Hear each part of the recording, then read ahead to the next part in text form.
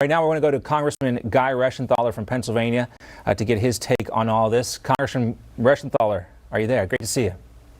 John, I'm here. I wish it was under better circumstances, but I'm here. Yeah. Well, what we're hearing is this is ISIS-K that likely is responsible for this attack. We're hearing about a number of U.S. casualties, including up to maybe 3 Marines among the injured. But I think it's probably premature to try and get a handle on the numbers right now. But I want to go to what we were hearing just last night from the State Department. They kind of changed their tone and said it's not safe to go to the airport, that Americans should stay put. And, I'm wondering, Guy, if we ever had a chance to talk to President Biden, ask him a question, or Jen Psaki, if this is one of the contingencies that they plan for. There's a lot of questions, John, that I would like to ask President Biden. Unfortunately, he is not taking questions from us, from members of Congress, at least Republicans, and certainly not from the press. You see him literally turning his back on the press and walking off stage at press conferences where he's talking about COVID. It is if the Biden administration is living in an alternative reality, not aware of the situation on the ground. And John, I'll just reference the briefing that members of Congress received last week from Milley, Austin, and Blinken. Moments before that briefing, we heard from Biden speaking to the American people. Then during the meeting, during the briefing, the information contradicted what Biden was saying. And I thought, okay, maybe that's just the proverbial fog of war. Maybe they're trying to get their hands around the situation. Still, not trying to give them a pass, but just trying to understand what's going on. That miscommunication, that gap in facts has not improved.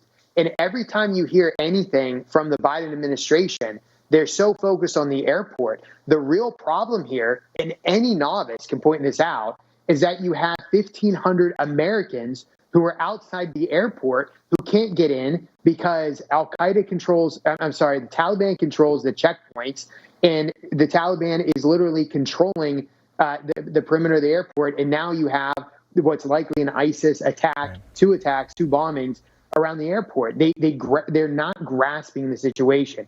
And that's not to mention the fact that they're leaving what could possibly be tens of thousands of our allies to fall into enemy hands, whether it be the Taliban, Al-Qaeda, or ISIS. Yeah, they say the Taliban has control of outside the airport, but obviously that's not the case with this suicide bombing. And it goes to show us, Guy, how tenuous the situation is around Afghanistan. Now, we know there are still U.S. service members on the ground. We were hearing reports yesterday about the CIA and Defense Department running operations to go pick people up. I wonder what changes with that now. And I wonder if this was a sign to the U.S. forces that is something that at least ISIS doesn't approve of inside Afghanistan.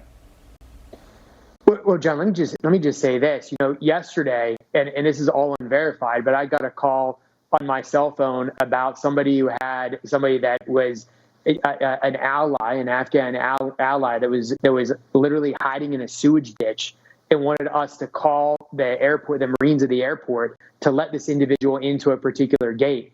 I mean, this is the situation. And then when I woke up this morning, I had not one but 2 different text messages from JAGs that I served with in the Navy who were trying to get their interpreters out, who are still stuck behind.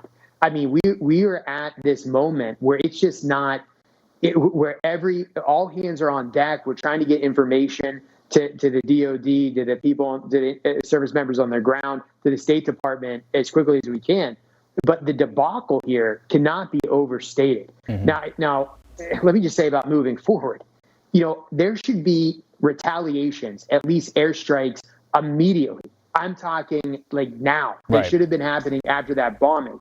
And if we look back in history, recent history, when you had Obama and Biden pulling out of Iraq, you had ISIS that was marching, caravanning from Syria. We could have easily had missile strikes on that caravan. We could have attacked them from the air and destroyed ISIS's capability, at least that period of time, to move into Iraq.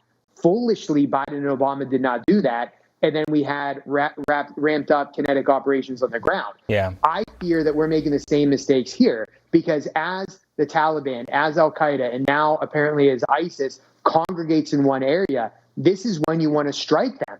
We now have the luxury of hitting them when they're all together as opposed to when they're blending into the population and we can't tell who's a friend, who's a foe. Additionally, we should be on the ground right now, retaking the Bagram Air Base. We should have done that. We should never have given up. We should have taken it back immediately. We need immediate, swift retaliation to send a message that we will not tolerate Americans being targeted and our allies being targeted on the ground. Unfortunately, I don't think Biden, I don't think General Milley, I don't think Secretary Austin, I don't think Blinken in particular, Jake Sullivan, you name it. I don't think this administration has the tenacity, has the resolve to actually retaliate when Americans are targeted. You know, airstrikes are one thing, Guy, but we can't even get the president to step before a microphone and a camera to take questions. I'm not expecting anything like that. You mentioned the failed Iraq withdrawal and the formation of ISIS after that. It was in September 10th of 2014 when President Obama promised to destroy and degrade ISIS. It was just a couple days later that ISIS went to Pakistan and started working on forming a new branch in that part of the world. And we see the disastrous results of that. Of course, the Taliban, a whole other issue as well. We'll continue to talk about that. But Guy Reschenthaler, thank you for your time. We'll let you get back to your congressional duties now, and we'll check in with you soon. Thanks so much. Thanks, John. Take care.